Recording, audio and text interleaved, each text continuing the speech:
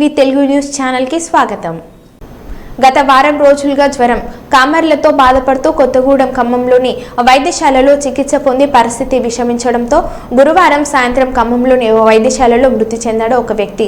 మృతి చెందిన వ్యక్తి మృతదేహాన్ని స్వగ్రామానికి తీసుకురావడానికి రాఘవపురం గ్రామం నుండి చంద్రపురం గ్రామానికి సుమారు కిలోమీటర్ దూరం ఉండటంతో ఆ గ్రామానికి జాలేర్లు వాగుపై బ్రిడ్జి నిర్మాణం లేకపోవడంతో గ్రామస్తులు రాఘవపురం గ్రామం నుండి మృతి చెందిన వ్యక్తిని కర్రల సహాయంతో కావెడ కట్టి వృద్ధంగా ప్రవహిస్తున్న జాలేరు వాగులో నుండి మృతదేహాన్ని మోసుకు వెళ్లాల్సిన పరిస్థితి ఏర్పడింది।